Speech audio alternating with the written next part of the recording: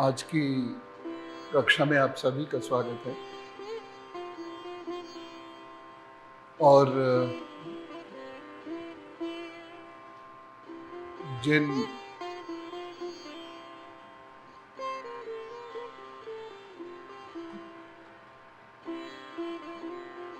महत्वपूर्ण प्रश्नों को हमने पिछली बार छोड़ा था,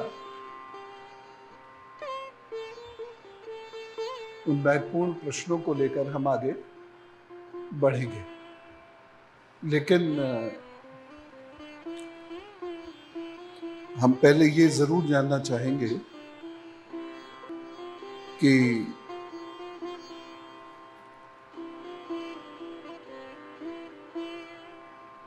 पूर्व के प्रश्नों से या चिंतन से आपने क्या समझा है। कुछ प्रश्न पिछली बार आए थे और वो बड़े गूढ़ प्रश्न हैं। हमने पिछली बार केवल प्रश्न उद्धृत किए थे 8वां अध्याय से, और आज उसके आगे चलेंगे। एक बहुत महत्वपूर्ण प्रश्न यहां पर आया था,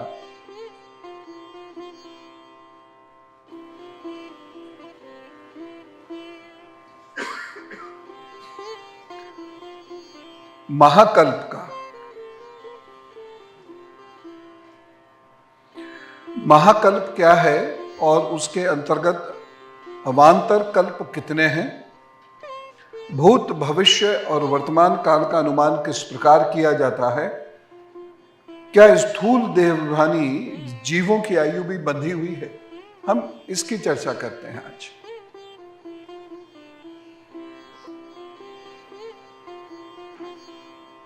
सबसे पहली बात महाकल्प की करते हैं।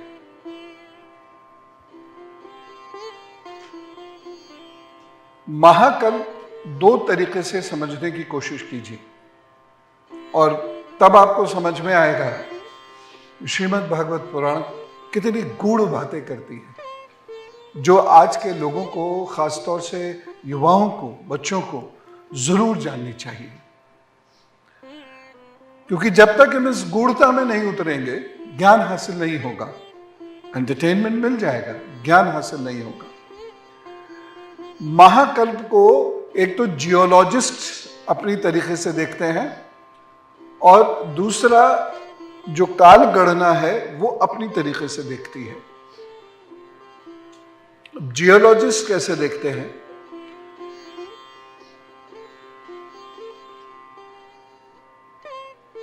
इसके स्तर हैं, 5 स्तर हैं। सबसे बड़े स्तर को कहते हैं इयॉन। आप में से कई लोगों ने परिवर्तन करो को अंग्रेजी में लिखा है, चेंज योरसेल्फ, चेंज इयॉन। ये इयॉन जो है बेसिकली एक ज्योग्राफिकल यूनिट है। ये कोई सामान्य शब्द नहीं है। परिधि की भी शायद बायो में यही लिखा हुआ इयॉन। तो ये एक सामान्य शब्द नहीं है। इयॉन जो समय का सबसे बड़ा खंड होता है उसे इयॉन कहते हैं।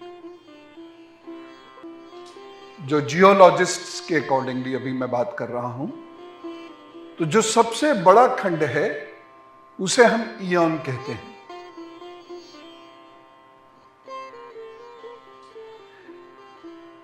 इयॉन के आगे का शब्द है एरा। इस एरा को महाकल्प भी कहते हैं। एरा से फिर छोटा होता है, उसे हम कहते हैं पीरियड, जिसे हम कहते हैं कल्प। जैसे बहुत सारे आप में से बच्चे कल्प रखते हैं कि हमने मिठाई छोड़ दी, किसी का कल्प है हम तला नहीं खा रहे, किसी का कल्प है हम हफ्ते में 3 दिन नहीं खाएंगे। तो इस प्रकार से जो हम, लेकिन एक जियोलॉजिस्ट के पॉइंट ऑफ व्यू से देखें तो जो सबसे बड़ी यूनिट है इयॉन, उससे छोटी एरा, उससे जो छोटी यूनिट है पीरियड, इसको कहते हैं कल्प।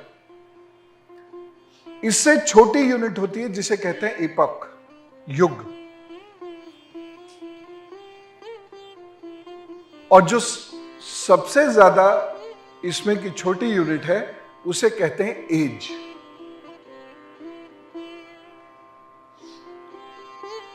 क्यों दीपाली, मैंने ठीक बोला? उसे कहते हैं हम एज, ठीक है। यह है जियोलॉजिस्ट के पॉइंट ऑफ व्यू से। श्रीमद् भागवत, अथर्ववेद, मनु संहिता आदि जो हमारे शास्त्र हैं, उन्हें केवल ग्रंथ कहना ठीक नहीं है। शास्त्र जो है, और हर पुस्तक शास्त्र नहीं है, यह भी मैंने आपको बताया है कि हम शास्त्र को कैसे देखेंगे।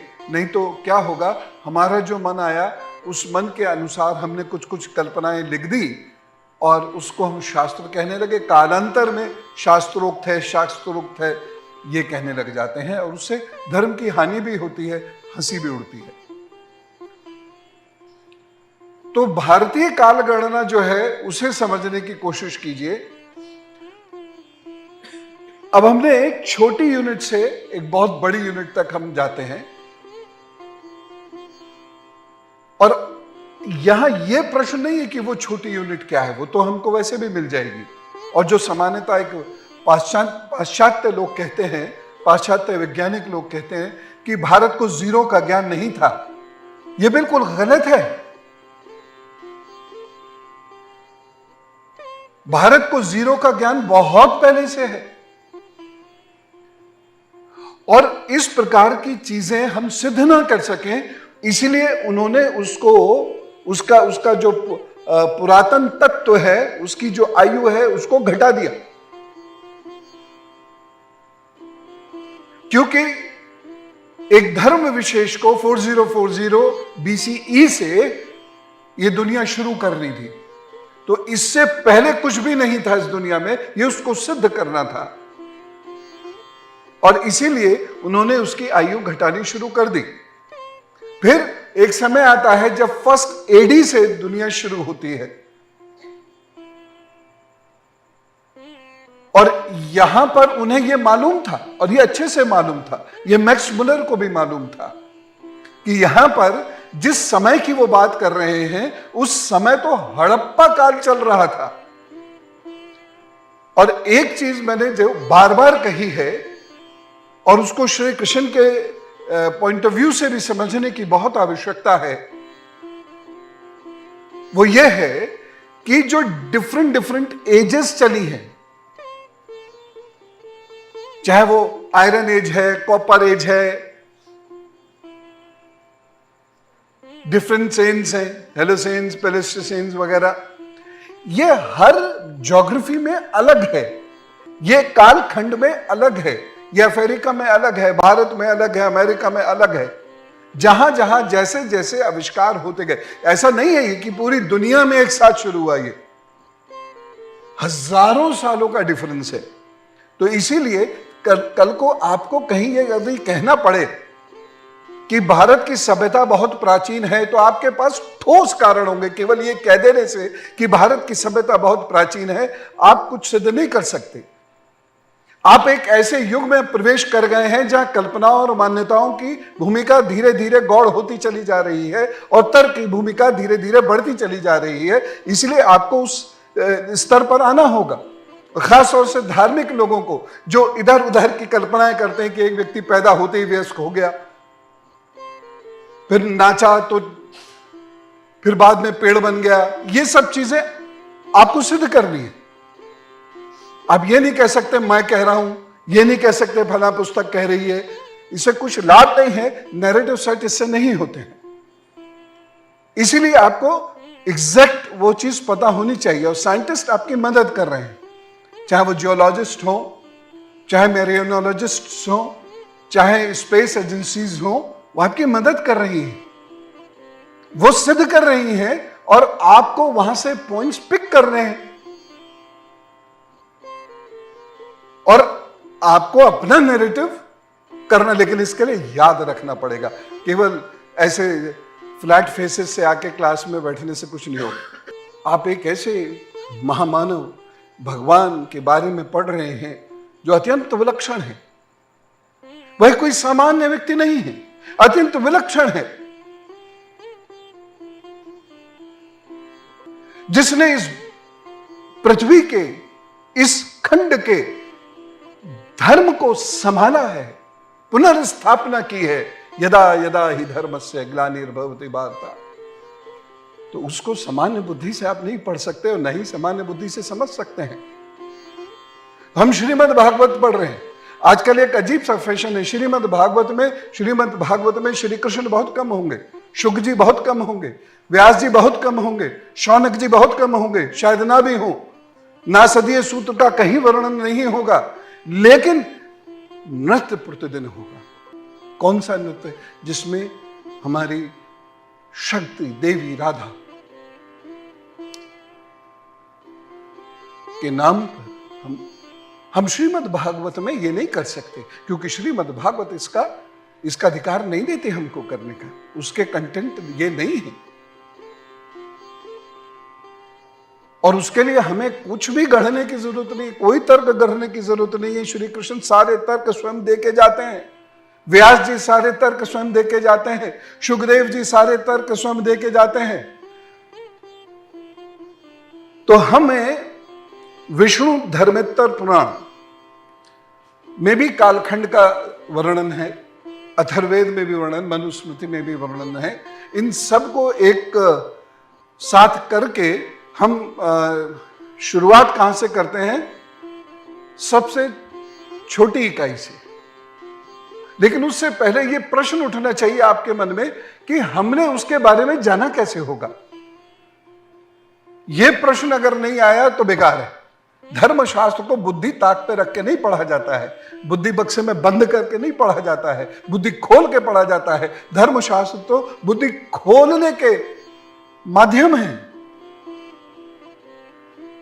बुद्धि बंद करके नहीं पढ़ा जाता है।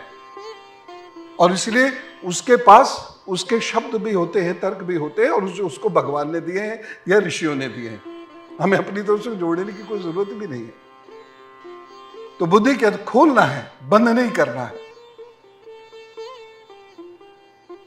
तो ऋषियों ने कैसे धरती की आयु पता करी होगी?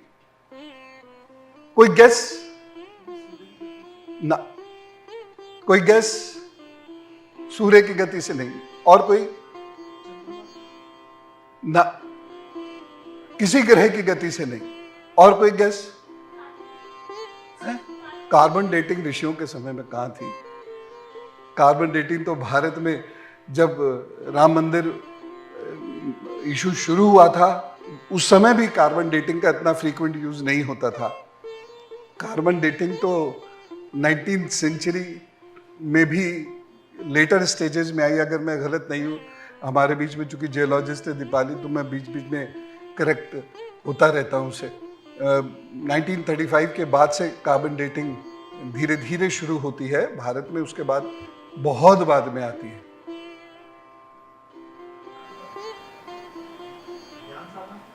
अरे ये तो जनरल सी बात होगी। राम राम गुरुजी, दो ऑप्शन आ रहे हैं दिमाग में। एक या तो क्योंकि ग्रहों की स्टडी वो तो मैंने मना कर दिया, नहीं है। दूसरा पानी और मिट्टी की सिचुएशन से। मिट्टी की सिचुएशन से उस वक्त में हमारे पास कोई ऐसा यंत्र नहीं था, और बाकी पेंजिया था, पेंजिया के इधर इतर सब पानी ही पानी था जी। नहीं, ऐसा कोई प्रमाण नहीं मिलता। राम राम गुरुजी। हाँ। गुरुजी, जैसे हम पेड़ की आयु देखते हैं, उसमें जो करेक्ट, पेड़ की आयु से, पेड़ की जो रेखाएं होती हैं उससे पता लगता है कि ये पृथ्वी कितनी पुरानी है। और इस पेड़ की जो अंदर की रेखाएं होती हैं, ये बड़ा फल वाला मतलब फला फूला वृक्ष होना चाहिए, उससे उसके अंदर की जो रेखाएं होती हैं उसको हम गिनते हैं, और उसकी रेखाओं से हमें यह भी पता चल जाता है कि सूर्य की इस वक्त में गति क्या रही होगी। क्योंकि सूर्य 80 वर्ष के बाद अपनी गति में, अपनी तीव्रता में, अपने तेज में एक परिवर्तन भी करता है। श्री कृष्ण के बारे में जब आप बात करो तो ये सब चीजें जाननी बेहद जरूरी है, क्योंकि वह इसके बहुत बड़े जानकार हैं। तो सबसे पहले जो चीज महसूस करी थी वह पेड़, उसके बाद आते हैं पक्षी। पक्षी के उड़ने का तरीका, उसके पंख, उसकी हड्डियां, इससे पता चलता है।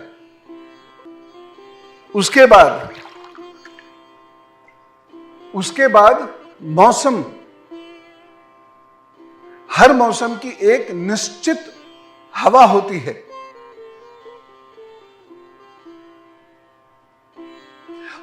हर मौसम के एक निश्चित लक्षण होते हैं, जिसको देखकर हम ये समझ जाते हैं कि इस बार बारिश कैसी होगी, कब होगी, किस समय नहीं होगी, किस समय होगी, भादों की बारिश अश्विन में कब होगी, ये सब उससे पता लगता है।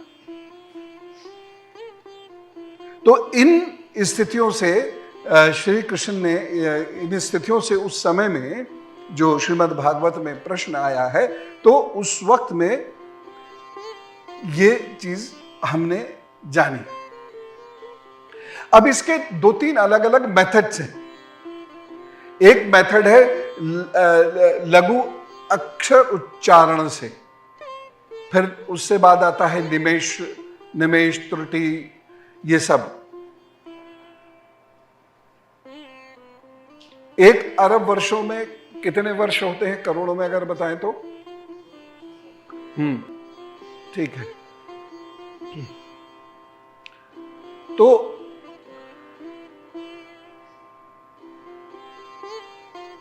जो सबसे छोटी इकाई है, अब आप देखिए उन ऋषियों की क्या अद्भुत सोच रही होगी कि जब बहुत लेट जाकर हम लोग आर्कियोजोइक और प्रोटेरोजोइक के बारे में बात कर रहे हैं, वो जो ऋषि हैं वो उस वक्त उस कण को देख रहे हैं जो सूर्य के प्रकाश में धूल का कण है। यहां से जो इकाई है वो शुरू होती है, और इसमें सूर्य चंद्र आदि की बहुत बात इसलिए नहीं है क्योंकि वह भी नश्वर है, उनकी भी उत्पत्ति हुई है और वह भी समाप्त तो होते हैं, उनकी गति में परिवर्तन होता है। आजकल जो चंद्रमा की गति में परिवर्तन हो रहा, उनकी दूरी में परिवर्तन होता है, चंद्रमा की दूरी में परिवर्तन हो रहा। अब जब वो दूरी में परिवर्तन होगा तो निश्चित रूप से ग्रहण आदि चीजों में भी और मौसम में भी परिवर्तन होगा।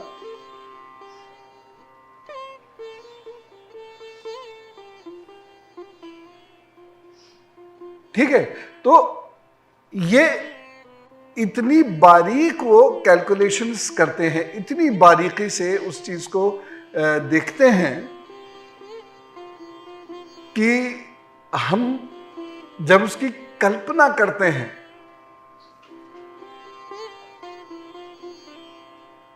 तो उस कल्पना में ही एक ना रोमांच जिसे कहते हैं वो आ जाता है कल्पना में।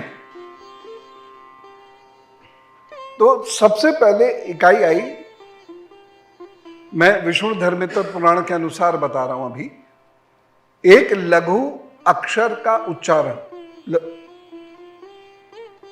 ऐसे लघु अक्षर का उच्चारण, ये किसके बराबर है? एक निमिष के बराबर है।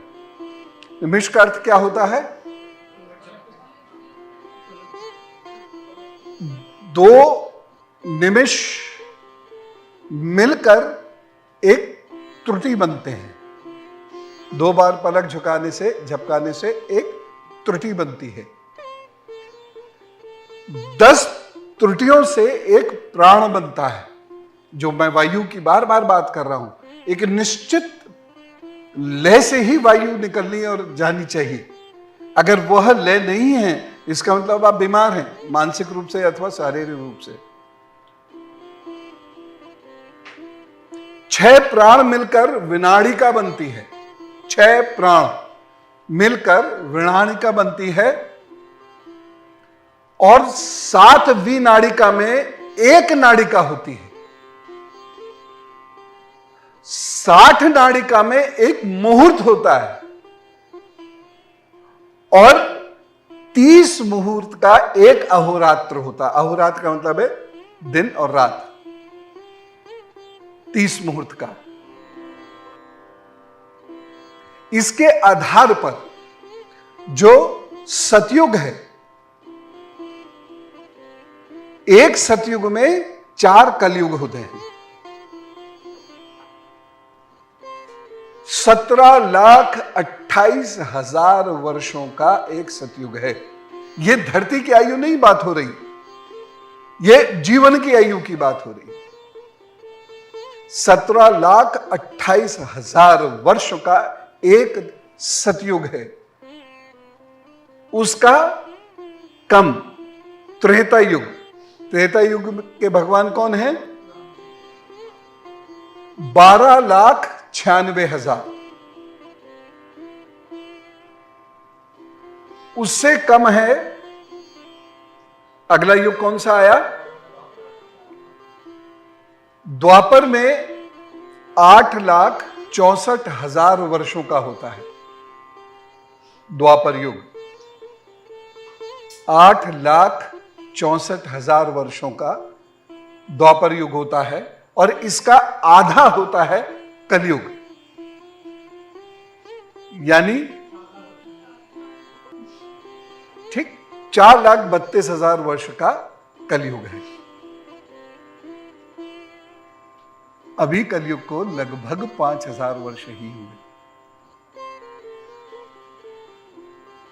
ठीक है, अभी कलयुग को लगभग 5,000 वर्ष ही हुए। कलयुग कब से गिना जाता है?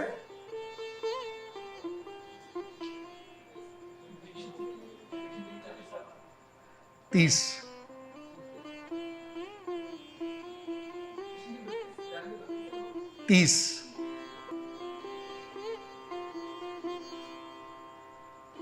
ठीक, यहां से तो ये जो पूरी चतुर्युगीय व्यवस्था है, यानी अगर इसमें जोड़ते हैं, आप लोग समझ पा रहे हो ना जो मैं कह रहा हूं? क्लियर जा रहा है ना?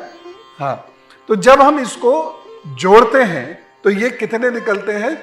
अगर हम कलयुग को जोड़ते हैं तो ये 4, 3, 7, 2, 9, 1, 10 कलयुग का एक चतुर्युग होता है। इसको समझने की कोशिश, मैथमेटिकल पॉइंट ऑफ व्यू से समझना, नहीं तो कहने लोगे 10 कलयुग 10 कलयुग 10 कलयुग। धार्मिक लोगों से ये बड़ी परेशानी होती है। मतलब कलयुग, उससे दुगना द्वापर, कलयुग से तिगना त्रेता, कलयुग का चौगुना त्रेता सतयुग, इसे कृत युग भी कहते हैं।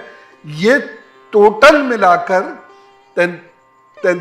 43,20,000 वर्ष का ये होता है, और ये एक चतुर्युग है।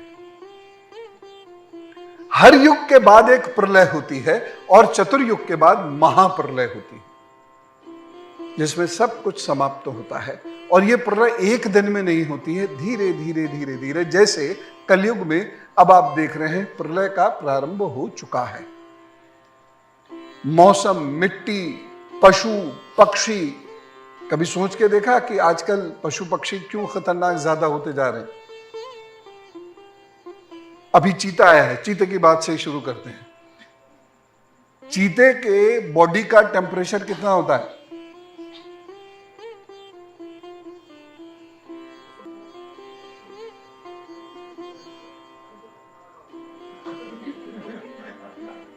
कित 38।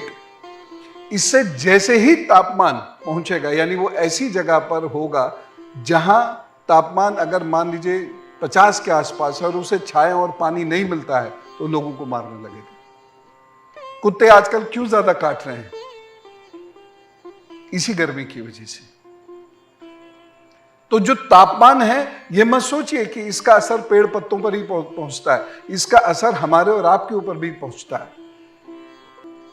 कहावत में कहते हैं ना, दिमाग गर्म मत कर, मेरा बिल्कुल बता रहा हूं। तो इसका मतलब क्या है? गर्मी चढ़ गई दिमाग में, यानी अब आप गुस्सा करेंगे। अब इसके आगे चलते हैं। 4 युगों का एक मनवंतर होता है।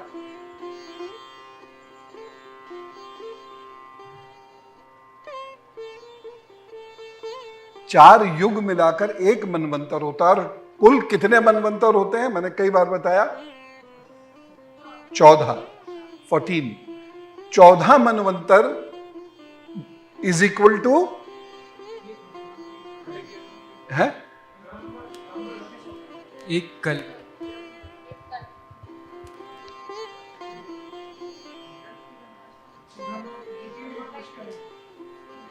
ब्रह्म अहोरात्र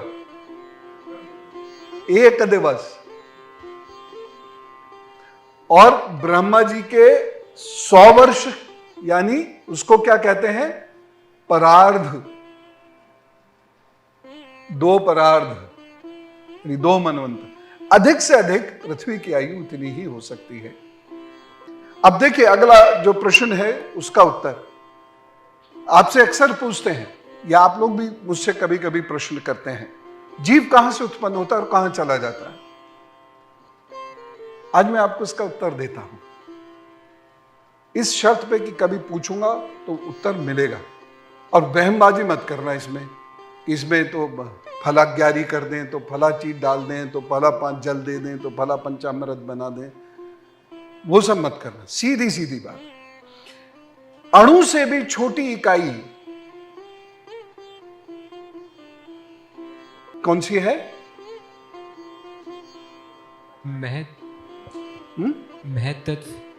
महत तत्व है, अणु से बना है। जल्दी बोलो।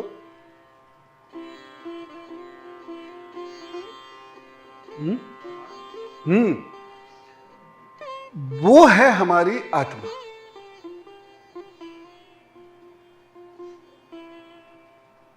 यहां से हम बढ़ते हैं, और जब हम बढ़ते हैं तो हम किस तरीके से बढ़ते हैं, ये किस दर्शन में लिखा है?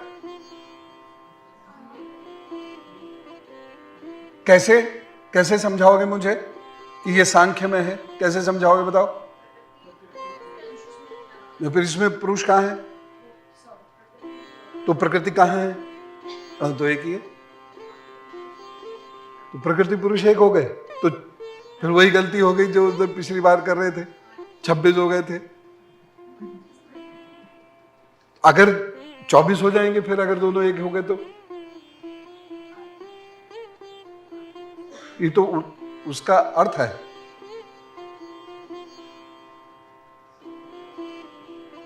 श्री कृष्ण को पढ़ रहे हो, कोई ऐसे सामान्य व्यक्ति नहीं है वो। पंचमहाभूत तो सबसे आखिर में आया।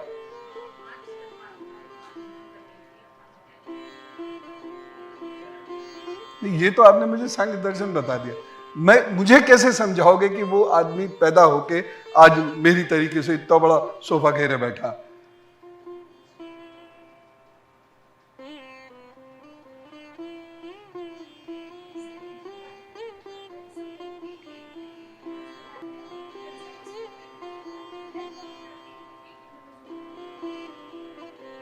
थोड़ा सा चूक कर गई, बट आई अप्रिशिएट यू, क्योंकि इतनी छोटी बच्ची ने काफी करीब पहुंचा। माइक लेके सबको सुनवा दो। और फिर हाथ कैसे हिलाओगे?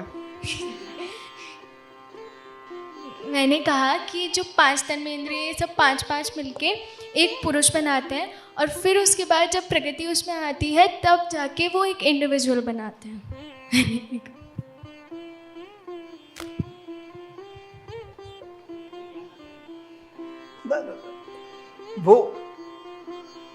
वो कैसे, वो प्रक्रिया कैसे हुई? आप पैदा कैसे हुए? मैं पैदा कैसे हुआ? वो प्रक्रिया का रहस्य यही छुपा हुआ है। और मरने के बाद हम कहां चले जाएंगे, जो श्री कृष्ण बार बार कह रहे हैं। कौन सा श्लोक है अनमोल? है प्रेतात्मा? हाँ, उसी स्टाइल में बताओ। नैनम, भूल गए? हाँ बोलो।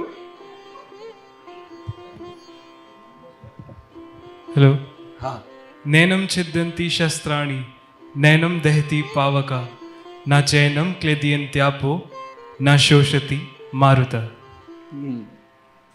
अब श्री कृष्ण गीता में श्री अर्जुन को ये क्यों समझा रहे हैं?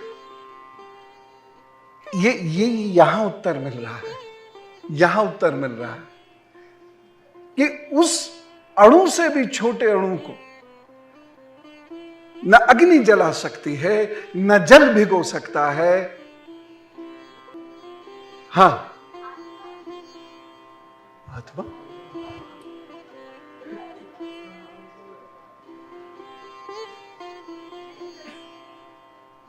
महत तत्व।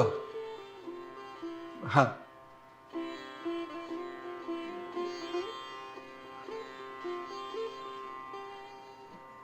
हाँ, कौन बता रहा है?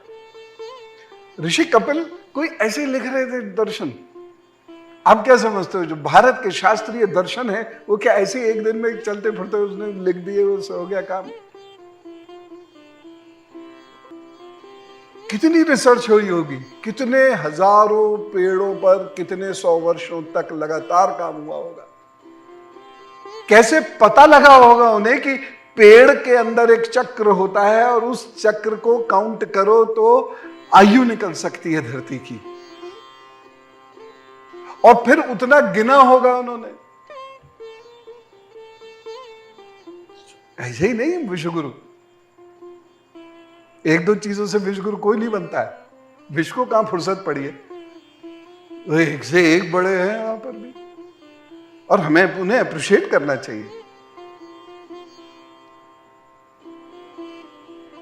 कोई भी व्यक्ति जिसमें टैलेंट है उसे अप्रिशिएट करना चाहिए हमें। खैर, तो बताइए,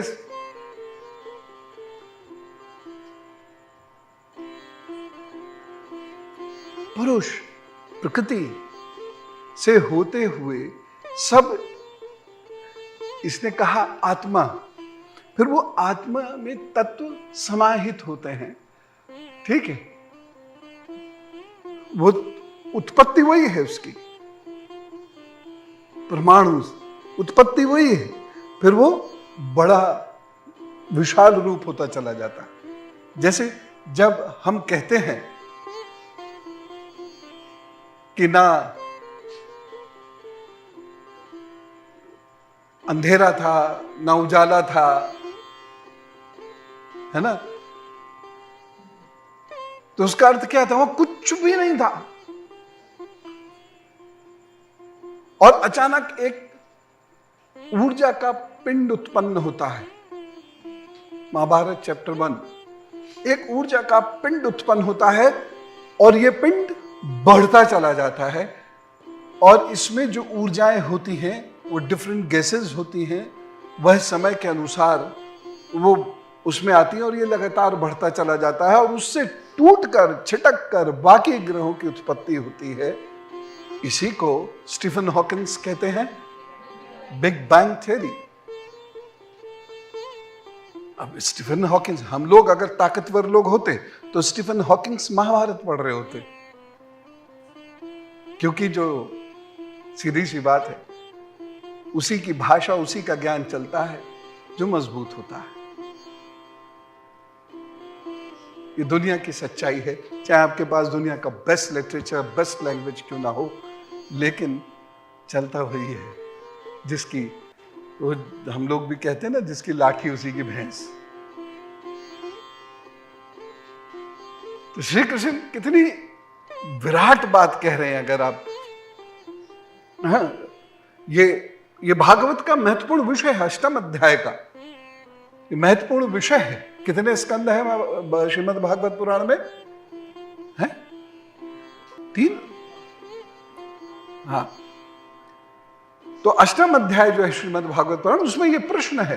अगर परीक्षित ये प्रश्न कर रहे हैं तो उनके दिमाग में ये प्रश्न आया होगा कुछ देखा, सोचा, समझा, चिंतन मनन किया होगा, उसके बाद ये प्रश्न आया होगा, तो इन्होंने प्रश्न को सामने रखा और 9वें अध्याय में उसका कुछ उत्तर आया जो आगे के अध्यायों में लगातार आ रहा है। तो वो सततता हमें बनानी पड़ेगी। We will have to maintain the continuity of this knowledge. और फिर इसी प्रकार से वह धीरे धीरे उन गुणों का विकास अपने अंदर करता चला जाता है और अंततो गत्वा वह धारण करता है पंच महाभूत। तो दरअसल हमारी आपकी पहचान, जो प्रमुख पहचान है, वह स्वयं श्री कृष्ण है, आपके इष्ट हैं, और बाकी जितनी पहचानें हैं वो वही हैं जो 5 महाभूत उसे मिलकर बनी है। यानी वही बोल, हाँ,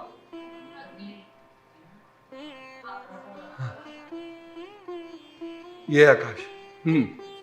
अब यूं करके मुद्राएं बनाते, इसलिए सिखाना जरूरी है। हाँ, जल कौन सा हुआ?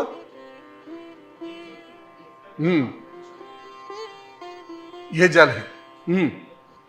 पृथ्वी, चलो बोलो, अग्नि, पृथ्वी, जल, आकाश, वायु। और जब ये पंचभूत हमारे आत्मा के ऊपर कवच के रूप में आ जाते हैं, तब के लिए कहा जाता है यत्तु पिंडे तत्व ब्रह्मांड, क्योंकि ये सारे तत्व ब्रह्मांड में भी घूम रहे हैं। अग्नि का वर्णन हो गया, आकाश का वर्णन हो गया, वायु वहां है, ठीक है, वहां टोटल वैक्यूम नहीं है, ये गलत धारणा है, टोटल वैक्यूम नहीं है वहां। उसके बाद जहां बर्फ है, जल है, ठीक है, और क्या बचा? हम उसे यहां पृथ्वी कहेंगे, मंगल पे मंगल कहेंगे, लेकिन क्रस्ट तो वही है, क्रस्ट तो है ही है। अब उसका नाम हमने अलग अलग रखा हुआ है, लेकिन क्रस्ट तो है। ठीक, क्लियर है ना? ये अभी तक जो हमने बातचीत की है, ये क्लियर हो रहा है ना?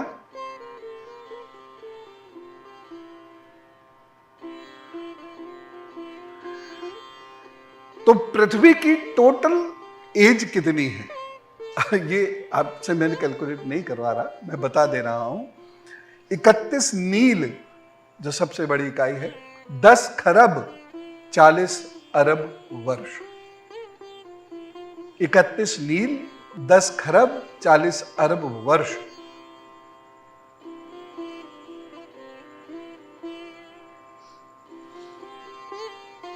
और कृपा करके इसे ग्रेगोरियन कैलेंडर से कंपेयर मत कीजिएगा।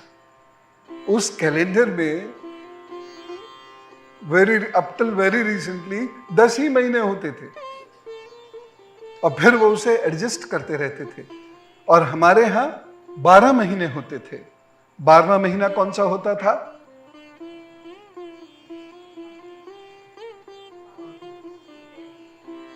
है?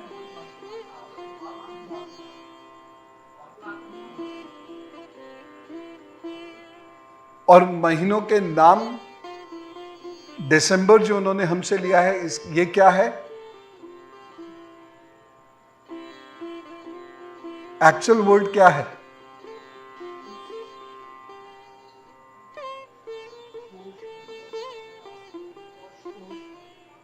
पौष तो उसका हिंदी महीने का नाम है। हम उसको क्या कहते थे? 10वां महीना, 10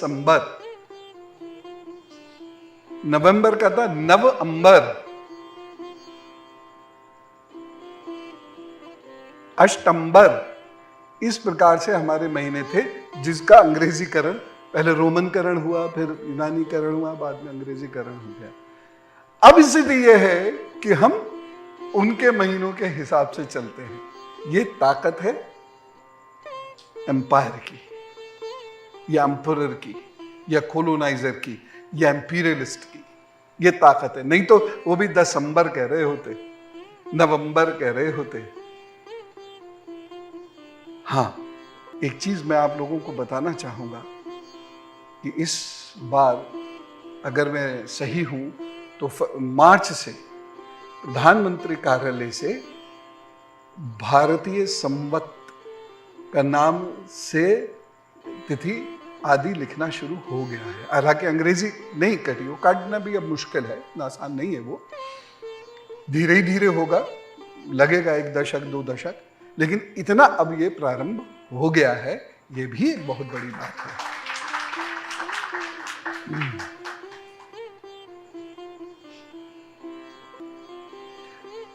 ऋग्वेद, और जो मैं आपको बता रहा हूं तो ये ऋग्वेद के 1/164/111 में है, जो मैंने आपको ये सारी चीज बताई, ठीक है ना। तो ये आप पढ़ेंगे तो इसमें आपको मिलेगा। और चूंकि हमारे यहां दिन अलग है, रात अलग है, ये व्यवस्था मुझे ऐसा लगता है, यद्यपि कहीं मैंने इसे पढ़ा नहीं है, लेकिन कानून ने भी, चाहे वो बनाया हुआ अंग्रेजों का ही था, लेकिन उन्होंने इसको एक व्यवस्था मानी थी। इसीलिए 12 साल की जो सजा है वो एक्चुअली 6 साल है, उसमें दिन अलग गिना जाता है, रात अलग गिनी जाती है। अहोरात्र जो हमारा पंचांग प्रणाली है उसमें अहोरात्र आता है, ठीक है कितनी इंटरेस्टिंग चीज है। 2 मास जब कभी भी मिल जाते हैं, क्योंकि हमारा जो सिस्टम है चंद्रमा के इर्द गिर्द घूम रहा है, और इसी के आधार पर मैंने पिछली बार आपको बताया था श्री कृष्ण ने किसको मरवाया था। इसी कैलकुलेशन के आधार पर जयद्रथ को मरवाया था। उन्हें पता था कब ग्रहण लगने वाला है, और इसी को जब एडजस्ट हमें करना होता है तब हम उसे कहते हैं अधिमास। अब चूंकि अधिमास में उपयुक्त मुहूर्त नहीं मिलते, इसलिए अधिमास में कोई मंगल कार्य नहीं किया जाता। उसका कोई यह मतलब नहीं है कि वो गंदा है। दिन कैसे गंदा होगा, सब तो भगवान के, ठीक है, उसे मलमास भी कह देते हैं। तो वो बेसिकली जो वो डिस्क्रिपेंसी आती है चंद्रमा की, वो एग्जैक्ट 27 दिन नहीं है, उससे थोड़ा आगे हो जाता है। उस डिस्क्रिपेंसी को जब वो पुनः 27 दिन का जब एक गैप आने लगता है तो उसे एक मास कह के डिक्लेयर कर देते हैं, उसको अधिमास या मलमास कहते हैं। चूंकि उसका कोई नियम नहीं है, इसलिए उसमें मंगल कार्य नहीं किए जाते हैं। ये साइंटिफिक है। इसमें हम लोग डर के मारे इधर उधर उधर इधर इसे करते रहते, अदरवाइज ये बहुत साइंटिफिक है।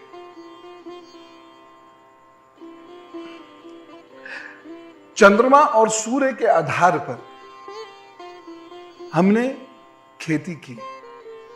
हमें यह पता है कि इस समय चंद्रमा के आधार पर बीज लगाओ और बीज को बढ़ने दो। यह चंद्रमा से नियत होता है, इसलिए हमारे वो त्योहार चंद्रमा से है।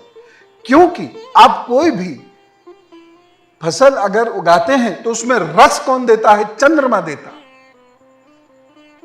और जब वह रस पूर्ण हो जाता है तो उसे पकाता कौन है? सूर्य पकाता है। 3 प्रकार की अग्नियां होती हैं। ये तीनों प्रकार की अग्नि सूर्य से चलती है, और इन 3 प्रकार की अग्नियों में जो और इन 3 प्रकार की फसलों में और जो जितनी भी रबी खरीफ जायद इनमें जो रस होता है ये चंद्रमा की वजह से होता है। इसीलिए चंद्रमा जब बहुत दूर हो जाएगा तो उस समय में फल में रस कम हो जाएगा। बारिश का होना इसलिए आवश्यक है। जैसे इस बार बारिश लेट हुई तो गेहूं में शक्ति कम है। क्यों? रस कम। रस का मतलब ये गन्ने का रस नहीं है केवल, उसके अंदर क्या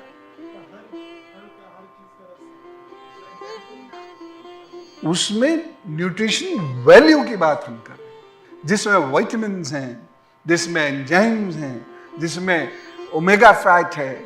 ये सारी चीजें जब द्रव्य रूप में बाहर आती हैं तो उसको रस कहते हैं। ठीक नहीं? जल को रस क्यों नहीं कहते? क्योंकि उसमें ये चीज नहीं है, साफ खाना, इसलिए जल रस नहीं है। और जब समत्व होता है, हाँ ये हमारे मतलब की बात है कि जब समत्व आता है और समत्व का संप्रेषण होता है तो उस वक्त रस छलकता है और उसको हम कला कहते हैं। और ये कहते हैं कला में ये रस है,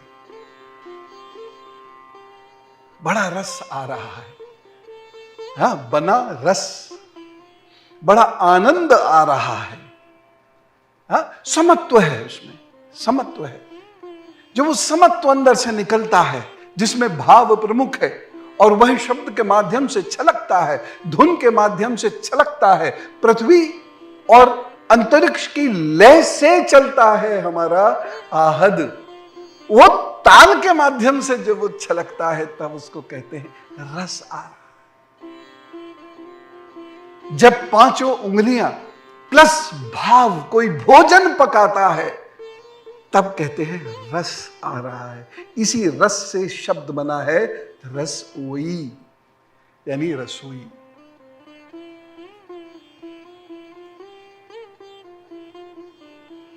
समझ रहे हो क्या क्या गहराई है शास्त्र की, और जिंदगी के इर्द गिर्द घूमता हुआ ये शास्त्र है। हम नहीं समझते, ये हमारी मूढ़ता है। शास्त्र अपनी बात कह रहा है ना, तो कितने गहराई से, कितनी गूढ़ता से वो ये कह रहा है। और अब 3 प्रकार की अग्नि की बात करते हैं। कौन बताएगा उमेश जी के अलावा?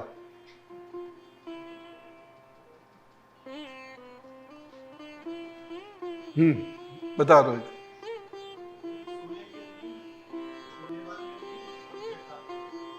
और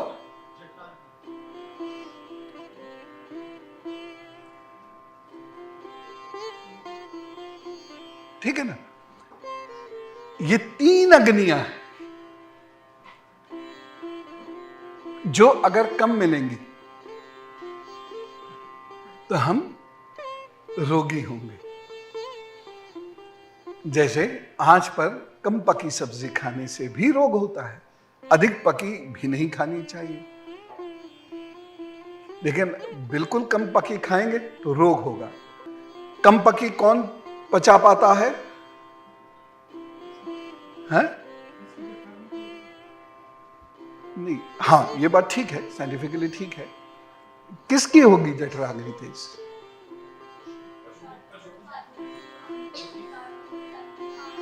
पशुओं की भी और पक्षियों की भी जठराग्नि प्रबल होती है। वो इसलिए चुगते रहते हैं, और चुगना जब उनका कम हो जाए समझो वो बीमार है, कुतरना कम हो जाए बीमार है, क्योंकि वो रस जितना उसके शरीर को चाहिए नहीं ले रहा है। जब गाय जुगाली करना बंद कर दे बीमार है, ठीक है। और कौन करता है? जो इन्होंने कहा कार्निवरस। मनुष्य कार्निवरस नहीं है, क्या है? ओमनिवरस। ये तो समय के अनुसार हो गया। एक्चुअली तो क्या है? वेजिटेरियन है, क्योंकि हमारी आंतें और दांत मांस चबाने के लिए बने ही नहीं, इसलिए हम उसमें से रस एक्सट्रैक्ट कर नहीं पाते, क्योंकि उसके लिए छोटी आंत चाहिए। हमारी आंत बहुत लपेटी हुई होती है, बहुत बड़ी होती है। अगर किसी की खुल जावे तो लपेटना भारी पड़ जाएगा, कई पतंगे उड़ जाएंगे।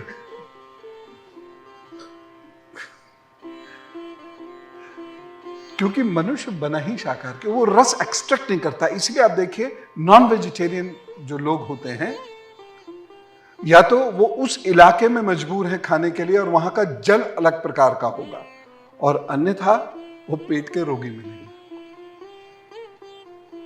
क्योंकि जठराग्नि उतनी नहीं होती कि वो उस वाले इसको पचा सके। इसीलिए शुरुआत में खाए जाते थे हमारे यहाँ नॉन वेज फूड, क्योंकि अवेलेबल नहीं था वेजिटेरियन फूड में, तो जो मैसर था वही खाता था। जीव जीवस्य भोजनम। हालांकि यह जीव का अर्थ दूसरे रूप में भी हम ले सकते हैं। तो धीरे धीरे धीरे धीरे समझ में आया कि आयु कम क्यों हो रही है। तब हमने कहा कि हम प्रकृति की तरफ बढ़ते हैं, और जब हम प्रकृति की तरफ बढ़े तब हमें जो प्रकृति से प्राप्त हुआ उसमें रस पूर्ण था और हमें उसे पचाने में शक्ति नहीं लगानी पड़ती थी। तब हमारी आयु बढ़नी शुरू हुई।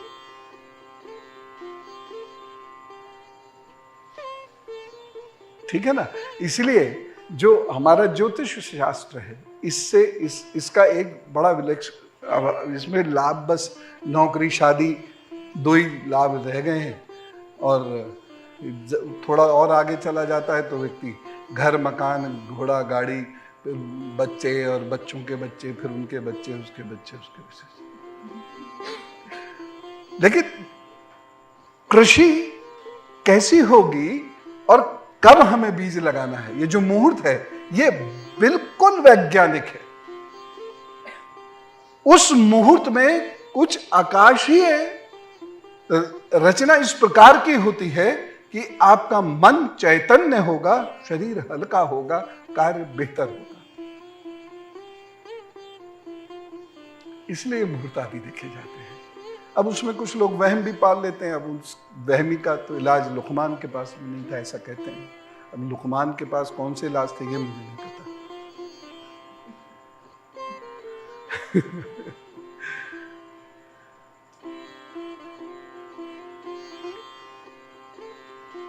जब रस बहुत छलकता है, अपने चरम पर होता है, तो पूरे वातावरण में वो रस तीख पड़ता है। जब रस बहुत उत्पन्न होगा, हाँ, वातावरण में वो छलकने लगेगा, तब उसको एक मास का नाम दिया गया है? मधुमास। ये वो समय होगा, आप देखेंगे चिड़िए फूल पर बैठेंगी, परागकण लेके जाएंगी, उस वक्त में मधुमक्खियां सबसे ज्यादा छत्ते बनाएंगी। मधुमास। और इसे सामान्य भाषा में हम कहते हैं वसंत।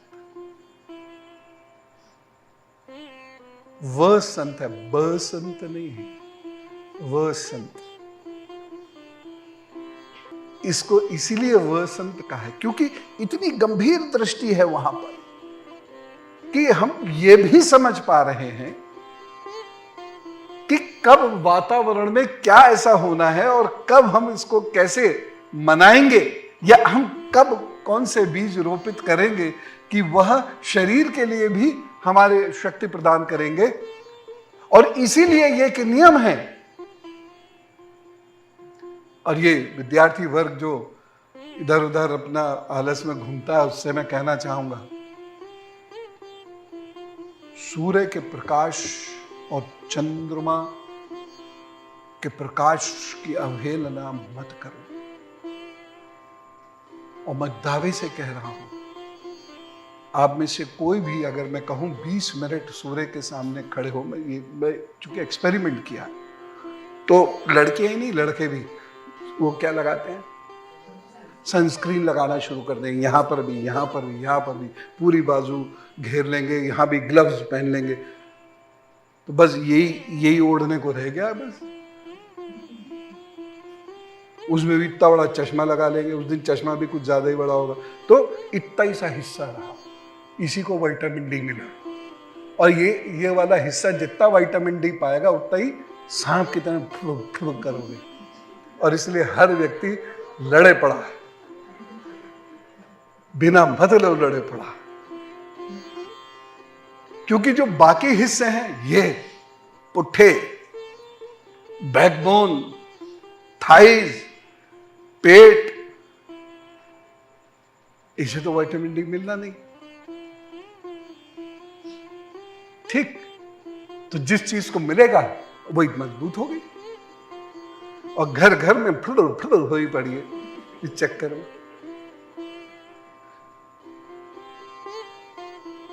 चंद्रमा का रस पूर्णमासी के दिन, और मैं तो दुर्भाग्यवान कहता हूं लोगों को जो आश्रम में होने के बाद चंद्र दर्शन नहीं करते।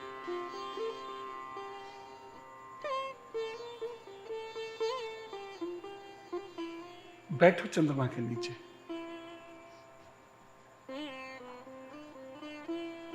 अब ऊंची पर्वत श्रृंखला में जाओ जहां निशब्दता हो और बाहर का प्रकाश ना हो, और वहां पे चंद्रमा को देखो और ध्यान में जाओ। अगर रूटीन में आपका ध्यान 2 घंटे की मेहनत के बाद लगता है तो वहां मैं आपको दावे से कह रहा हूं ज्यादा से ज्यादा 5 सेकंड 10 सेकंड में ध्यान लगेगा। फुर्सत नहीं है, बाहर घूमेगा कौन। उसके बाद यहां तो बैठ सकते हो, मंच पे जाके यहां वहां सारी लाइटें बंद करवा दो, बैठ जाओ थोड़ी देर, चंद्रमा को निहारो। अद्भुत खिंचाव होता है उसमें, और जो कार्तिक मास का चंद्रमा है उसमें तो विशेष खिंचाव होता है, और इसीलिए वो रस शरीर में पहुंचे हम क्या करते हैं, दूध, चोले या चावल ये भिगो के चंद्रमा के प्रकाश में रखते हैं।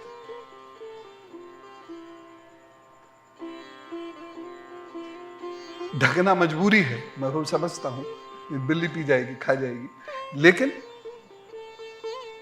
उसे छन के आ रहा, और उसके खाने का कैसे है, निराहार, जब कोई आहार नहीं है उस वक्त जो हमारा मुंह होता है उससे खाना है, यानी जो मुंह में लार है हमारे उस सहित उसको लेना है।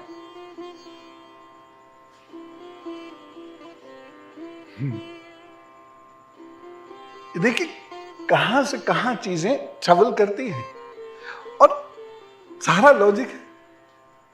एक चीज को आप दाएं बाएं करके दिखा दे, कोई आ जाए, कोई कहीं से भी वैज्ञानिक आ जाए, एक चीज को इधर से उधर उधर से उधर करके दिखा दे, नहीं होगी।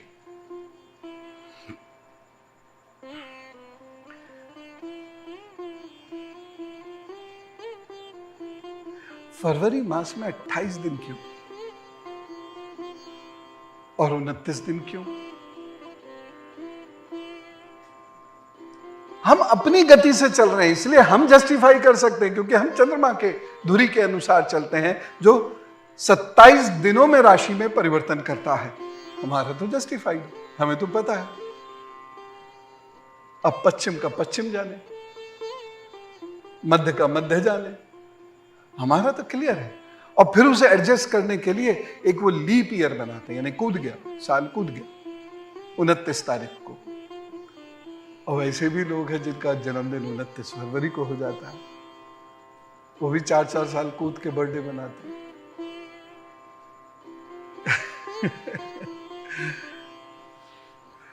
उसके बाद हम पूरे दिन को भी बांट रहे हैं, और इसे कहते हैं होरा। सूर्य की होरा, चंद्रमा की होरा। 12 होरा सूर्य की होंगी, 12 होरा चंद्रमा की होंगी। और जो उस दिन की पहली होरा होती है उसके अनुसार उस दिवस का नाम रखा जाता है। इससे निकलता है रवि, सोम, मंगल, बुध, बृहस्पति, शुक्र। तो हमने जो दिनों के नाम रखे हैं उसके पीछे का ये लॉजिक है, और इसी से 7 दिवस के नाम यूरोप गए। पहले ग्रीक गए, हम डायरेक्ट यहां से कुछ यूरोप नहीं जाता है, पहले ग्रीक जाता है, क्योंकि वो लोग सबसे ज्यादा इधर आए हैं, या चीनी लोग सबसे ज्यादा इधर आए हैं, या ठीक है। तो ये प्रश्न है। तो इस तरीके से महाकल्प और उसके अंदर अवान्तर कल्प जो वो पूछ रहे हैं राजा परीक्षित, वो ये है इसका उत्तर। भूत, वर्तमान, भविष्य, इस काल का अनुमान किस प्रकार किया जाता है, अब आप समझ गए। उस प्रश्न का उत्तर आपको भी मिल गया। क्या स्थूल देहाभिमानी जीवों की आयु भी बंधी हुई है? निश्चित रूप से बंधी हुई है। एक निश्चित समय के बाद सबको जाना है और धूल धूसरित हो जाना है। रोता कौन है? आत्मा नहीं रोती है। शरीर कैसे रो लेगा? किसका शरीर रोया बता रहे जरा।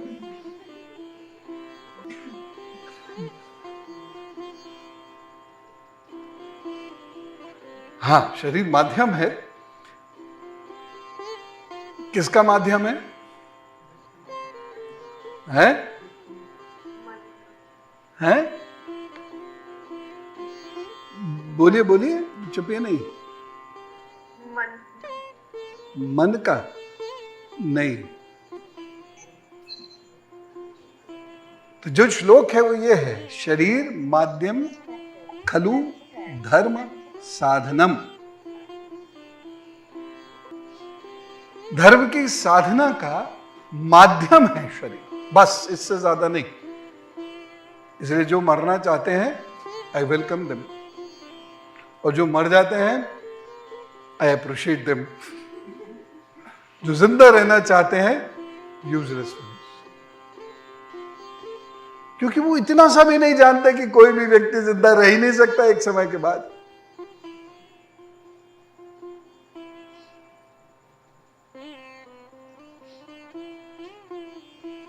ठीक है ना? इसीलिए मैं कई बार कक्षाओं में भी मैंने कहा कि मृत्यु जीवन का सबसे बड़ा उत्सव है।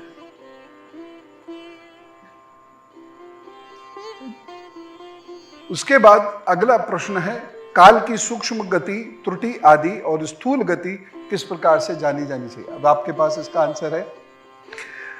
उसके बाद विविध कर्मों से जीवों की कितनी और कैसी गतियां होती हैं? अब आपको पता है कितनी गतियां होती हैं?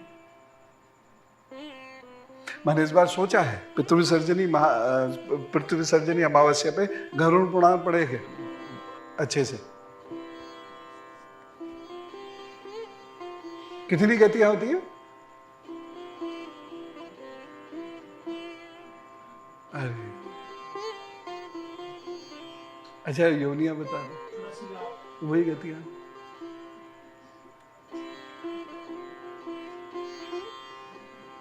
देव, मनुष्य आदि योनियां सत्व रज तम इन 3 गुणों के फलस्वरूप प्राप्त होती हैं। ठीक। अब यह प्रश्न है, पृथ्वी, पाताल, दिशा, आकाश, ग्रह, नक्षत्र, पर्वत, नदी, समुद्र, द्वीप और उसमें रहने वाले जीवों की उत्पत्ति कैसे होती? अगर राजा परीक्षित उस समय ये प्रश्न कर रहे हैं तो सोचिए कि वो क्या जानना चाह रहे हैं, और उत्तर भी मिल रहा है। तो अब आप ये सोचिए कि भगवान का ज्ञान, तो भक्तों का ज्ञान भगवान के ज्ञान के पीछे चलना चाहिए। वैसे तो उतना ज्ञानी तो हम नहीं हो सकते कभी भी, लेकिन कोशिश तो करें ना, कोशिश तो करें। कोशिश करने वाले की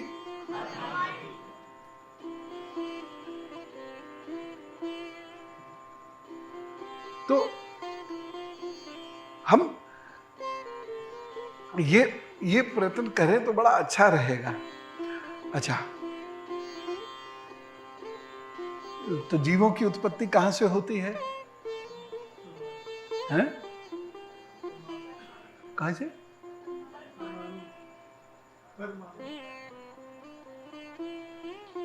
हाँ। जन्म कैसे होता है बताओ? ये तो बताओ, जन्म कैसे होता है?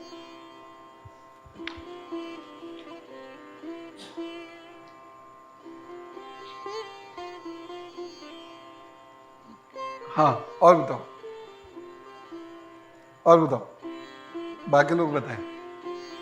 हैं?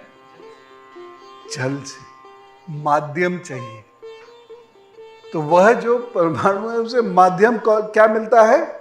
जल। जल से उत्पन्न होता है। तो यदु, अब एक काम ये करना कि ग्लास में पानी रख के छोड़ देना कई दिनों तक, उसमें जीव की उत्पत्ति हो जाएगी, फिर समझ में आएगा। और इसे कहते हैं नार, और इसी से बनता है वर्ड नारायण।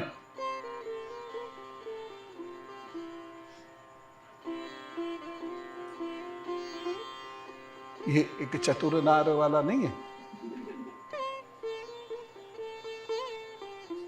जल से उत्पत्ति। इसलिए भगवान विष्णु या नारायण वह जल में है, और किस पर लेटे हैं? शेष पर लेटे हैं।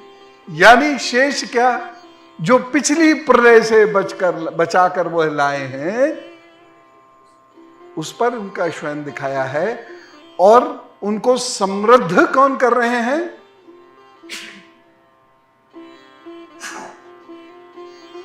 लक्ष्मी जी।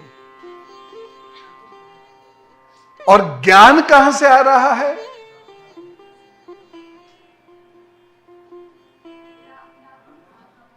नाभि से ज्ञान कैसे आएगा? वो किस रूप से दिखाया गया है? आश्रम का लोगो देख लो, और उस कमल पर कौन है? और वो कमल कहां से आया? नाभि से। ये वो डिनोट करता है। इसलिए जो कहानियां हैं, या जो, इसलिए मैंने आपको बहुत पहले, सबसे पहले बल्कि अलंकार पढ़ाए कि पर्सोनिफिकेशन, मानवीकरण अलंकार को समझने का प्रयत्न कीजिए। एक्चुअल घटना वैसी शायद ना हुई हो,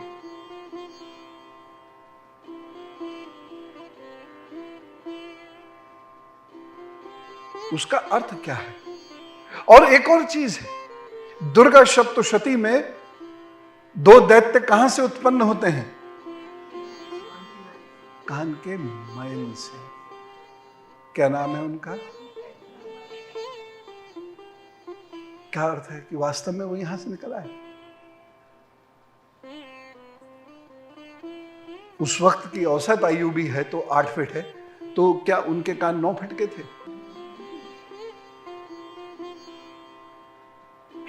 समझने की कोशिश करनी है। उस पर फिर कभी हम लोग बात करेंगे। कान का वर्णन इधर भी किया है 9वें अध्याय में, इसलिए मैं एक देखता हूं मुझे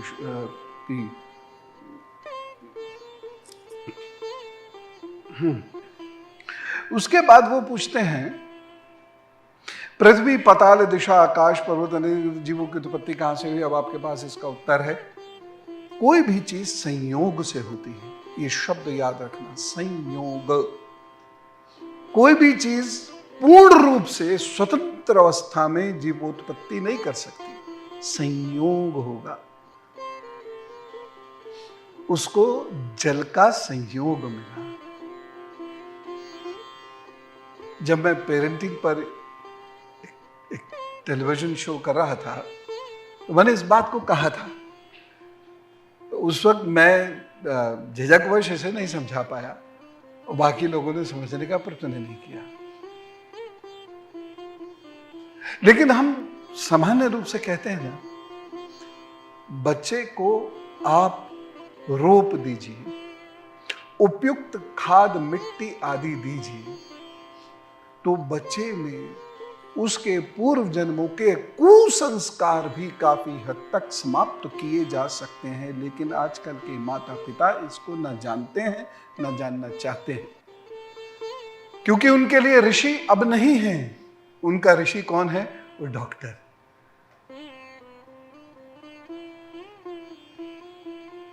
वही जो बताएगा वो ठीक है। तो अब वो पेरेंटिंग बदल चुकी है। अब इसीलिए आत्मा में मां का या पिता का प्रवेश नहीं होता है, वह अब पंच महाभूत का हिस्सा है। समझ रहे हो? सांख्य दर्शन पूर्ण नहीं हो रहा, और जो हो रहा है वो अनैच्छिक क्रिया है, ऑटोमेशन प्रोसेस, वो ऐच्छिक क्रिया नहीं है। यानी आपके द्वारा इनिशिएटेड प्रोसेस नहीं है। लेकिन खैर गलती आपकी भी नहीं है इसमें। अभिमन्यु की माता जी भी, मां पार्वती जी भी आधे में सो गई थी, जीवन मृत्यु का रहस्य नहीं समझ पाए थे। आगे बात करते हैं। युगों के भेद अब आप समझ गए। तत्वों की संख्या कितनी है यह अब आपको पता है। भगवान की आराधना की आयोग, आध्यात्म योग की विधि क्या है? ठीक, ये महत्वपूर्ण प्रश्न है। भगवान की आराधना और अध्यात्म योग की विधि क्या है? अभी यदि मैं कोई आपको प्रपंच बता दूं, कर्मकांड, आप सरपट हो जाओगे करने के लिए और कहोगे बड़ा मजा आया, बड़ा आनंद आया, आज भगवान की बड़ी बढ़िया पूजा हुई। कहां हुई? पंचभूत में भगवान ढूंढने हम चले, मिल जाएंगे क्या? वो कहां है? अब भगवान की लोकेशन पता करो ना पहले, भगवान कहां है? केवल आत्मा। अनाहत तो फिर शरीर का हिस्सा हो गया, आहद अनाहद दोनों शरीर का हिस्सा है। भगवान की लोकेशन कहां है? कृष्ण कहां है? कृष्ण सर्वत्र नहीं है, वो सगुण है। जो हंस गीता का अगर आप अध्ययन करेंगे, जो श्री कृष्ण और उद्धव का संवाद है, और इसमें भी है वो कि सगुण और निर्गुण दोनों की उपासना कैसे करूं, ये एक बहुत बड़ी समस्या है भक्तों के सामने।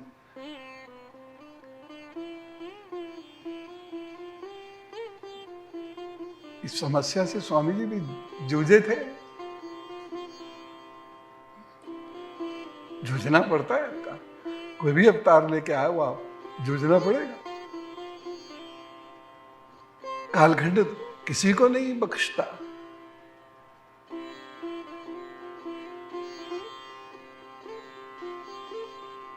मैं तुम्हें उर्दू का शब्द नहीं सिखा पाया, तुमने मुझे पंजाबी स्टाइल सिखा दी।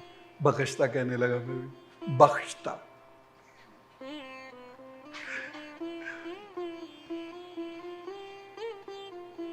भगवान की लोकेशन कहां है भाई? कहां पूज रहे हो आप?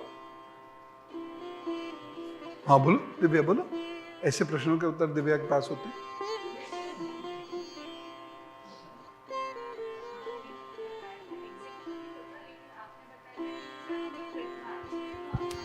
सामान्य लोग जैसे होते हैं वो प्रतिमा को पूछते हैं, तो लेकिन उसमें ईश्वर नहीं है। उसके अंदर जो मतलब आपने बताया था, प्रतिमा माध्यम है, अगर उसके अंदर हमने उस चीज को फील किया, वो वहां पे ईश्वर है। ये वर्ड है, ये बताया था मैंने। हाँ, अब ध्यान बैठक वाली वीडियो में बताया था। शब्द सही बोलना है। ये ना इधर शब्दों के हेर फेर से हमारी ओर छींचा लेते रहिए, क्योंकि हमें वो शब्द पकड़ना है जो शास्त्रोक्त है। हमें वो शब्द पकड़ना है जो भावों का संप्रेषण कर सके, ठीक है? और इसीलिए मैं अक्सर युवाओं से कहता हूं कि लाउड जेस्चर्स मत दो। मैंने शो भी किए इस पर।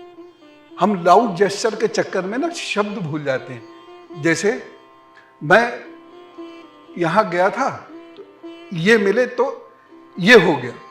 अब ढूंढते रहो उसका उत्तर, कहां गए थे, क्या मिले थे, क्या हो गया।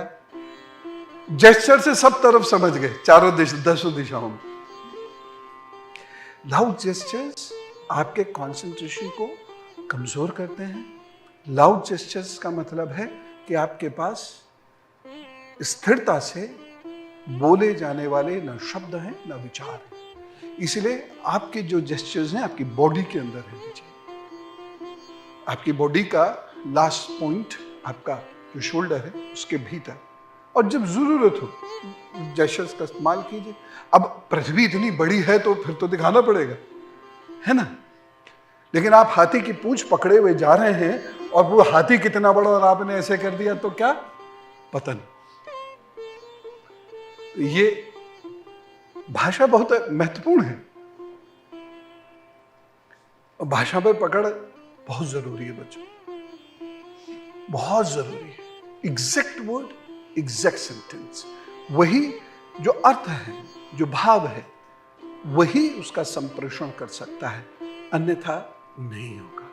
और जो धरती और अंतरिक्ष के बीच की लयबद्धता है, वही लयबद्धता संस्कृत में है।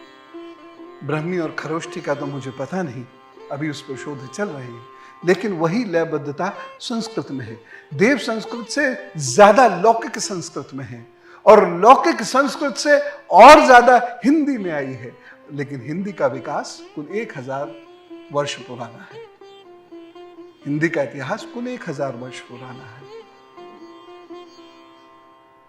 ठीक है ना, ये बहुत बहुत पुरानी नहीं है भाषा। लेकिन संस्कृत में रस, छंद, छंद जैसे हैं, सघन छंद।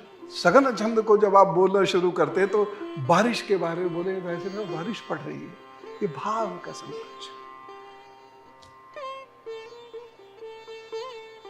और उस वक्त केवल भाव ही नहीं, शास्त्र कह रहा है भंगिमा भी। जैसे मान लीजिए जलजलाया है, धरती कांपने लगी, ये बोलना पड़ेगा आपको। थिएटर ये सिखाता है, वाह कह के मैं चल दिया। अब इसके लिए विटामिन डी पूरा होना चाहिए। पता लगा हमारा सिपाही चक्कर खा के गिर गया, वाह उड़ा ही नहीं।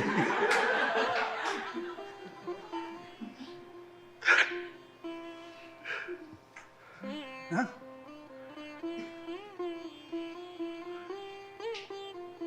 शब्द का उच्चारण ही भाव को व्यक्त कर देता है।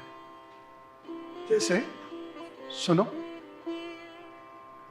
सुनो, सुनो, सुनो।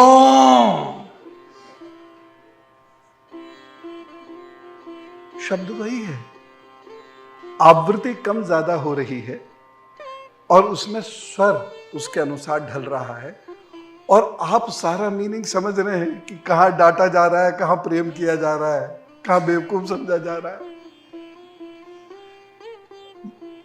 भाषा जरूर आनी चाहिए। ये अद्भुत है। आज यही रुकते हैं, यही इस कक्षा को विश्राम देंगे।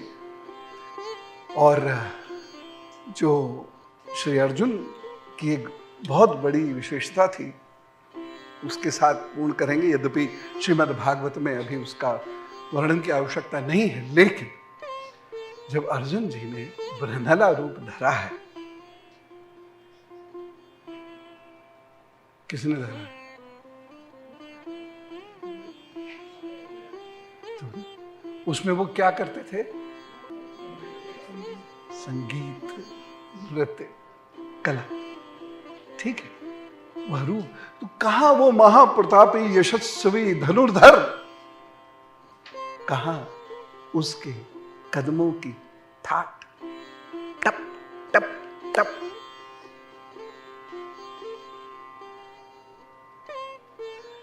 कहां उसके गांडीव की गर्जना, और कहां उसके शब्दों की अमिट छाप जो हृदय में वसंत उत्पन्न करती है।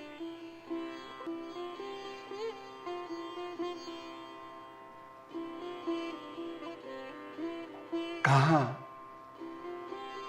जल में मछली देखकर वास्तविक मछली को बींधने वाला धनुर्धर, और कहां थोड़े से तिरछे नैनों से लोगों को मोहित करने वाले बृहनला।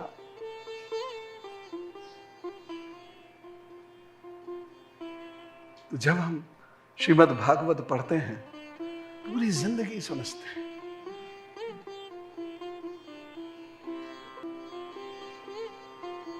ये उस महाप्रतापी के व्यक्तित्व का एक अंश मात्र है, और इससे भी अनेक कदम आगे हैं हमारे श्री कृष्ण।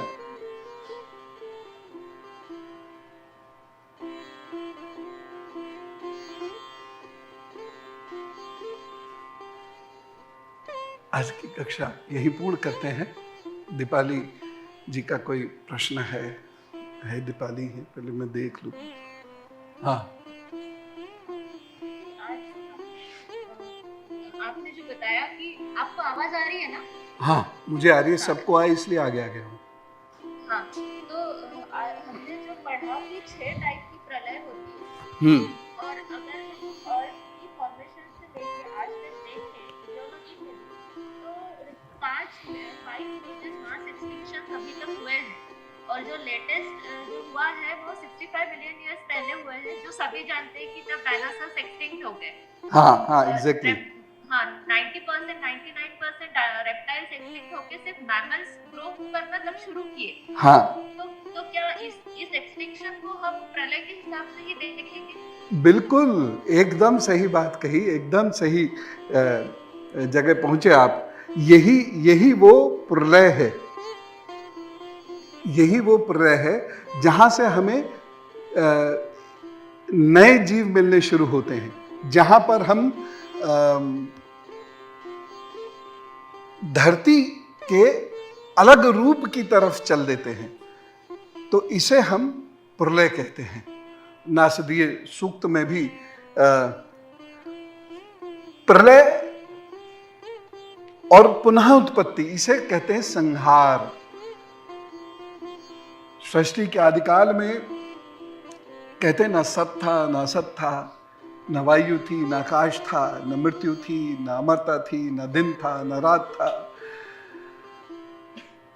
और उस वक्त में वायु रहित स्थिति में भी काल सांस लेता है। और प्रलय का जो अर्थ है वो ये आता है इसी से कि जहां से उत्पत्ति हो रही है वहीं पर पूरी तरह लीन हो जाना, और उत्पत्ति ब्रह्म से हो रही है तो उसमें लीन हो जाना, उसे ही ब्रह्मलीन कहते हैं। सुना होगा संतों के लिए, संत ब्रह्म लीन हो गए। मृत्यु शब्द नहीं है वहां पर, लीन शब्द है। तो वहीं पर लीन हो जाना ये प्रलय है। संपूर्ण ब्रह्मांड जहां से निकलेगा वहीं चला जाएगा, और बीच बीच में कुछ छोटे पड़ाव आएंगे।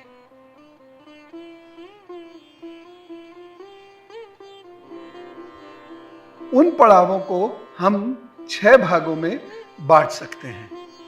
ये वो छोटे छोटे पड़ाव होंगे जिनको हम 6 भागों में बांट सकते हैं। यानी हमारी जो है वह 6 प्रकार की प्रलय जिसे हम कहते हैं, वह 6 प्रकार की प्रलय होगी। अभी जो छठवीं जो प्रलय आएगी उसमें पूरी अर्थ ही डिस्ट्रॉय हो जाएगी, ऐसा है? हाँ, उसको हम कहेंगे महाप्रलय। हाँ, जो अंतिम, जिसमें पूरी धरती ही समाप्त हो जाएगी, उसे हम जो है महाप्रलय कहेंगे। ठीक है ना? और इसी प्रलय के बारे में इस्लाम भी कहते हैं, और क्या कहते हैं? कयामत। कयामत, कयामत नहीं, कयामत। और इसी के बारे में बाइबल भी कहती है। क्या कहती है? Doomsday, D-Day. ठीक है ना? ठीक। अब कोई ये नहीं पूछ रहा कि वो 6 प्रकार की प्रलय कौन सी है। सबको पता है इसका मतलब। प्रलय नंबर 1, हाँ,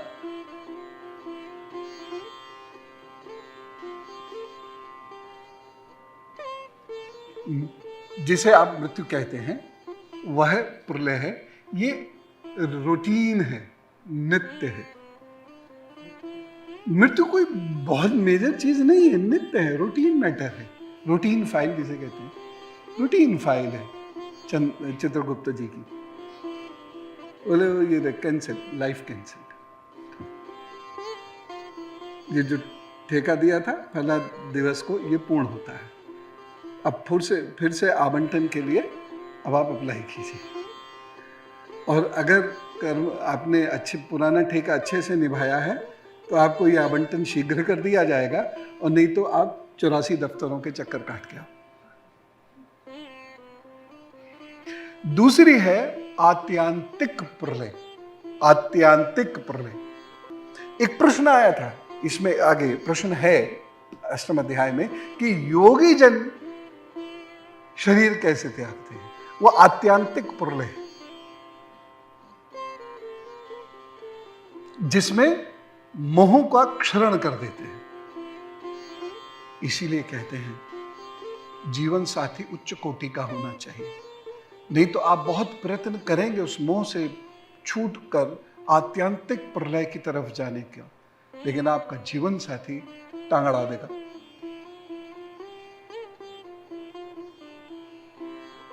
इसीलिए देखिए, जो पुरुष और स्त्री इन दोनों के लिए एक से नियम है शास्त्र में।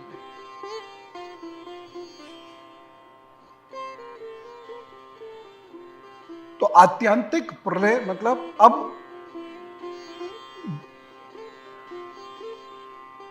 मोह का क्षरण हुआ, अब हम आराम करेंगे, यानी पुनरपि जन्म पुनरपि मृत्यु, इस चक्र से बाहर आ गए। तीसरी जो प्रलय होती है, लिख रहे हो ना, नैमित्तिक प्रलय। नैमित्तिक प्रलय, मित्तिक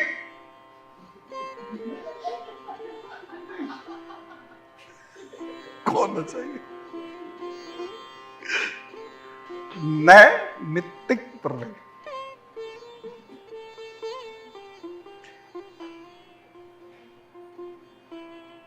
यानी एक युग जब पूर्णतः समाप्त होता है। वेदांत में इसका कंसेप्ट मिलता है, गुरु महाराज ने समझाया है स्वामी जी को।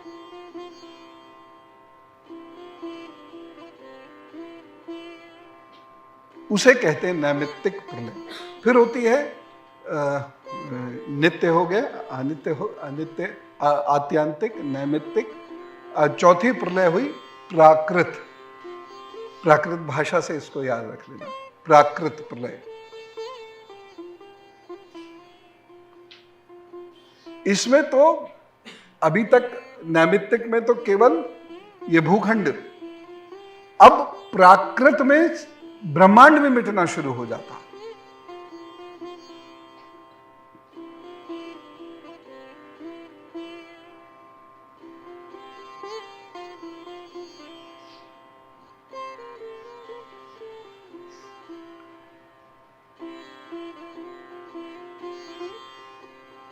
फिर हुई कल्प के अंत में महाप्रलय।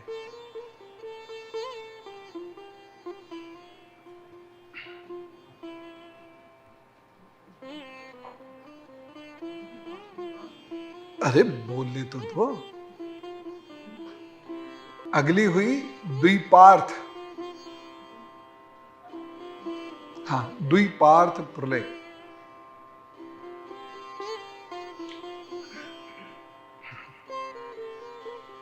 जब कुछ शेष नहीं रह जाएगा, शेष भी नहीं रह जाएगा, तो द्विपार्थ। और जब शेष की संभावनाएं भी समाप्त हो जाएंगी, यानी जो हमने शुरू में बताया था, न सत था, न असत था, न तम था, न उजियारा था, ये स्थिति जब वापस आएगी तो महाप्रलय, जिसमें सूर्य आदि ग्रह सब समाप्त हो जाएंगे। और ये आप देख भी रहे होंगे, तो समाप्ति की ओर चल दी। सूर्य का ताप कम हो रहा है, सूर्य बूढ़ा हो रहा है, चंद्रमा डिस्टेंस कर रहा है, दिन अब बड़े होते जाएंगे। 24 घंटे का दिन रात होता है ना, वो बढ़ता जाएगा। पृथ्वी बूढ़ी हो रही, आपको मैं कई वर्षों से बता रहा हूं, लेकिन तो चूंकि मैं बता रहा था तो कोई विश्वास नहीं करता होगा। अब नासा ने भी कहा है तो मान लो,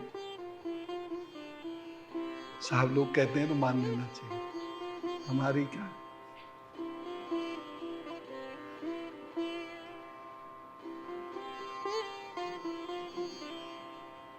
ठीक है, एक ही प्रश्न और लेंगे, उसके बाद फिर चल बसेंगे। माइक वाक्य वाक्य वाक्य। अब 2 चले। गुरुजी, अभी हमने पढ़ा कि पेड़ की आयु से पृथ्वी की आयु को मापते थे, तो हमने ये भी देखा कि पृथ्वी पर वनस्पति जो है वो बहुत बाद में आई, और पेड़ तो थे जो मनुष्य के खाने योग्य वनस्पति थी। अच्छा, जैसे हिम वर्ष भी आया जिसे हम बोलते हैं, या पहले आइस एज जिसे बोलते हैं, तब तो कोई वनस्पति या पेड़ नहीं थे, तो उनको कैसे मापा गया? वो उस दिन हमने आयु नाप ली और उस दिन से फिर हम धीरे धीरे पीछे की ओर चलते चले गए।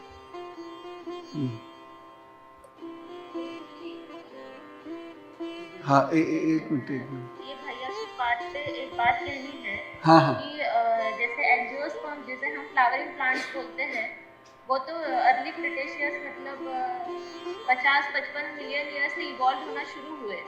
तो जिसके जीवाश्म में जिसके फॉसिल वुड हमें मिलते हैं, उसमें भी वो रिंग्स हमें मिलती है जिसकी आप बात कर रहे थे, जिसे हम कैम्बियम रिंग्स कहते हैं।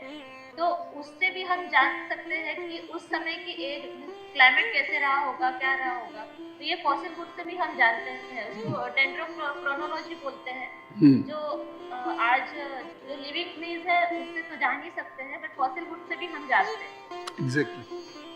और जिसको हम कह रहे थे पक्षियों से जानते हैं, उनके डैनों से, उनकी हड्डियों से, उसी को उन्होंने।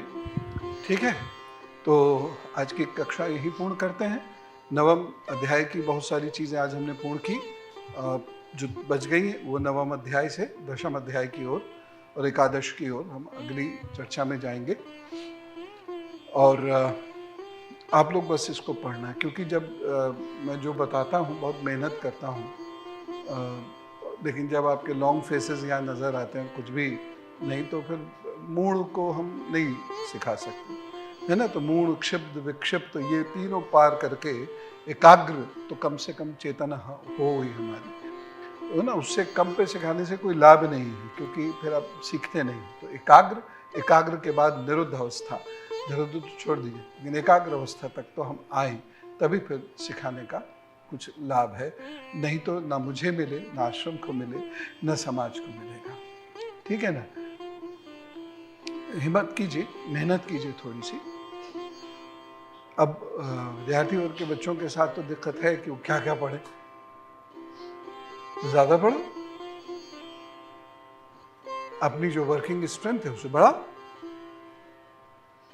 हम इधर उधर की बातें में से बचाए समय। 5 से 7 मिनट लगते हैं नहाने में टूटी कमर वालों को।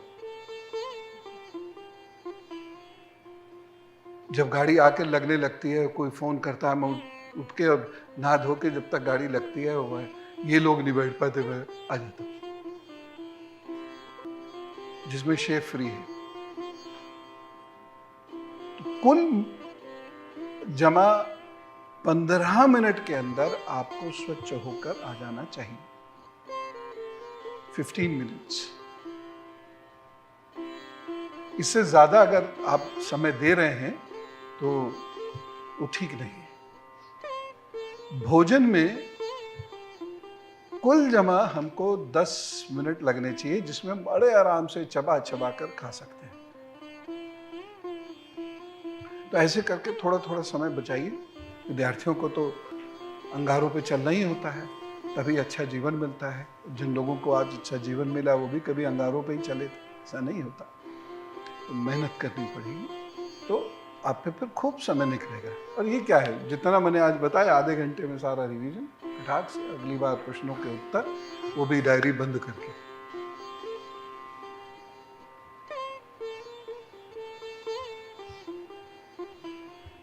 सब पता होता है। चलो, आप सब लोग खूब सुखी रहो, ज्ञानवान बनो। इसी ज्ञान से भारत क्या था ये आप बता सकते हो। और इस वक्त एक बहुत बड़ा टारगेट यही है कि नकारात्मक दृष्टिकोण को मुक्का मार के सकारात्मक दृष्टिकोण के साथ आप भारत के चरित्र को स्थापित करो। ये बहुत बड़ा टारगेट है और इसमें एक जीवन लग जाएगा आपका। बाकी तो छोटी मोटी दाएं बाएं वाली बातें होती हैं, उसमें क्या लगता है, 5 मिनट लगते हैं, कुछ भी सोचो लिख दो। लेकिन अगर आप प्रॉपर रिसर्च करते हैं तो उसके लिए समय और ऊर्जा और एकाग्रता, ये तीनों चीजें चाहिए।